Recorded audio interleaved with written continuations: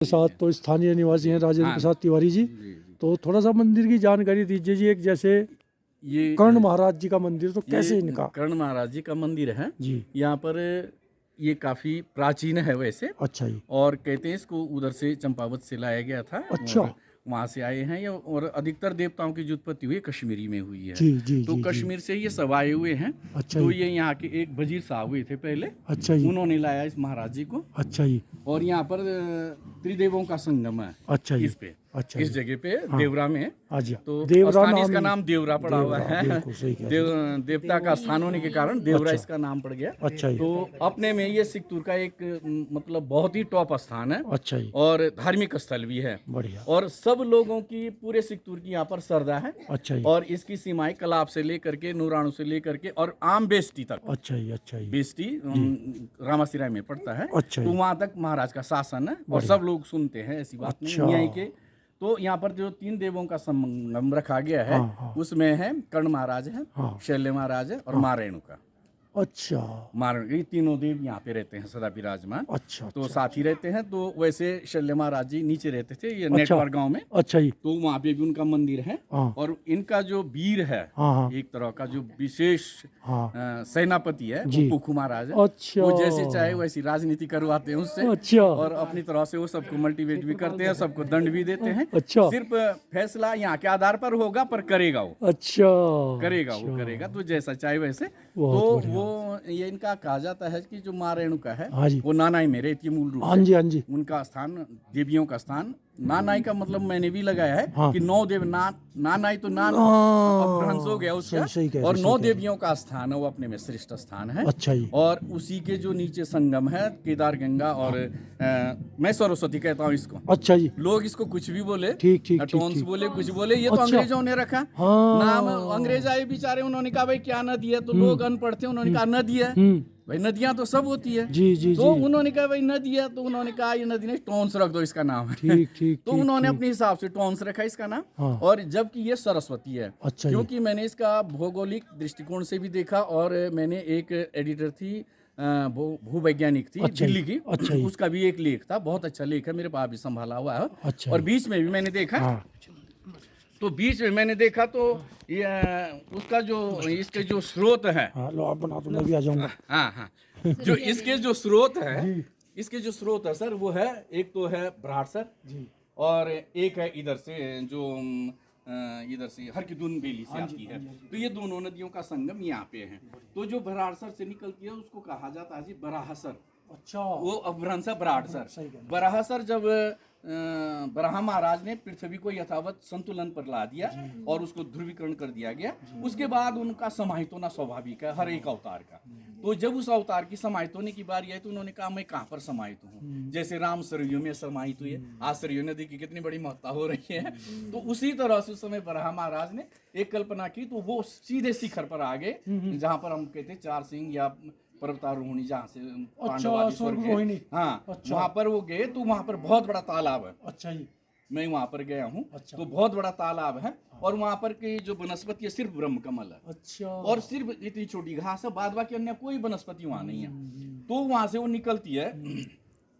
तो इसको जो कहा गया है, इस नदी को जो टॉन्स कह रहे हैं, जिसको लोग बाग, वो सरस्वती है।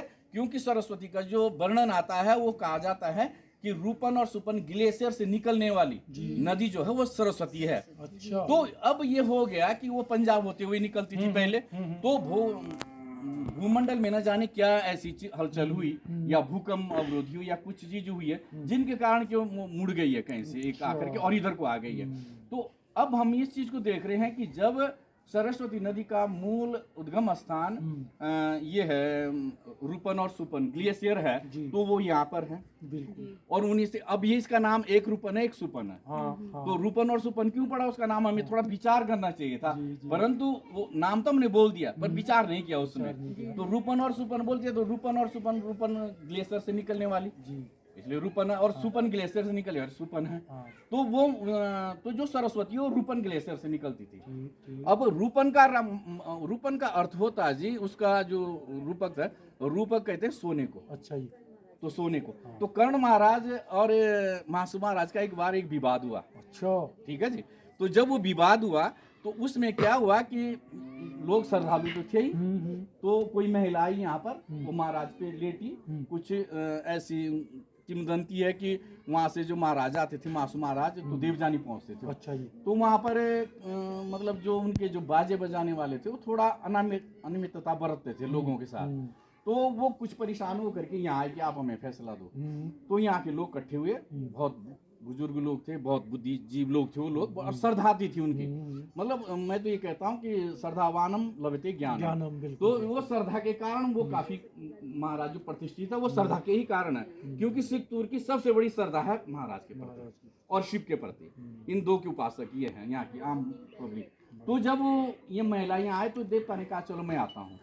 तो जब वो वहाँ गए, अच्छा, तो जब वो वहाँ पहुंचे तो वो तो राजा है, मासू महाराज कम बात थोड़ी नहीं है, राजा परम वैष्णव है वो वैष्णव भी आकर के यहाँ पर चारों तप कर रहे हैं। अच्छा। चक्रव्यूह चतुष्टयी पाद कहते हैं, मन के जो अंतःकरण के जो देवता है उनको कहा जाता है जी मन बुद्धि चित्त अहंकार। इन तीनों के चतुष्टयी है नीचे बैठे हुए मासू महाराज, जिनको हम चालदा, पवासी, बोठू और पवासी महाराज कहते हैं। तो वो उस तरह से भाषिक महाराज, तो ये चार हैं।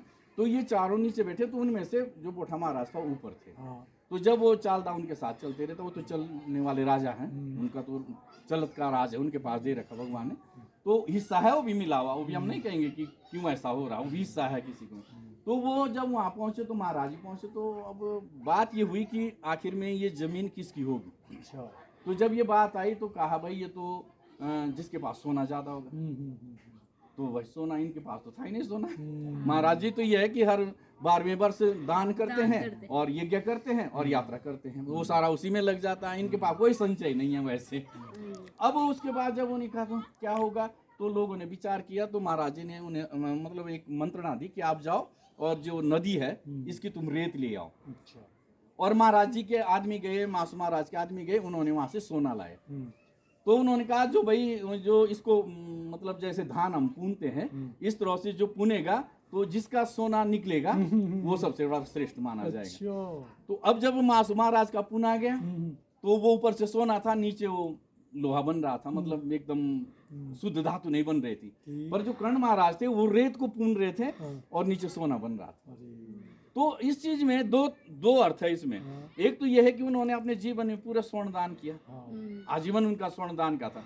और दूसरा मैं ये कहूंगा कि कुछ पावर उसको उस रूपन ने भी दी। अच्छा। क्योंकि रूपन में भी अधिकतर सोने की मात्रा के अवशिष्ट पाए जाते हैं। अच्छा। ये एक और गहरा विषय है, जरा थोड़ा सा उसमें जाना चाहिए हम लोगों को। और उस मतलब अभी तक लोग इस और नहीं गए, पर जब जाएंगे तो वो जरूर जा करके रूपक का जो अर्थ आता है सोने में, तो इसके अंतर्गत जो कण होंगे, जो पदार्थ होंगे सोने में थे। तो वो अब या इनकी तप की महत्ता बोलो या इनकी दान की महत्ता बोलो, उसके कारण वो सोना बन गया। तो फिर जब वो बात आई तो भाई ये तो जादू है, रेत से कहाँ सोना बन सकता है और सोना कैसे ऐसा हो सकता है डिफेक्टेड।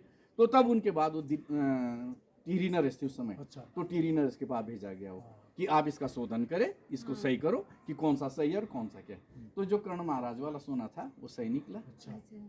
अब इसमें कई महत्ताएं आती है ना, और जो महाराज जी वाला था वो ऐसे निकला। अब उसमें भी ये नहीं कहेंगे हम कि वो सोना गलत था, पर वो गलत ढंग से आया गया था। तो अब किसी से जो लिया जाता सोना या कोई जो देता है मजबूरी में देता है, तो वो सोना जो है कुछ मतलब ऐसा हो जाता है, कलंकित हो जाता है। अच्छा। इसके कारण वो थोड़ा सा वैसे हो गया वो सोना। और जो महाराज का था वो तो कोई मतलब ही नहीं था, इनका तो तप का प्रभाव था। जो तप से प्राप्त होती है चीज, यानी कि पुरुषार्थ से जो प्राप्त किया जाता है वो सही होता है, और जो हम झूठ कपट से लेते हैं वो सक्सेस नहीं होता है। तो उसके बाद उन्होंने वो जगह छोड़ दी। तो राजा थे, उन्होंने कहा जब आपकी जीत हो गई, उसके बाद वहां से ताम्र पत्र बन करके आए, अभी तक भी शायद मंदिरों में है। अच्छा।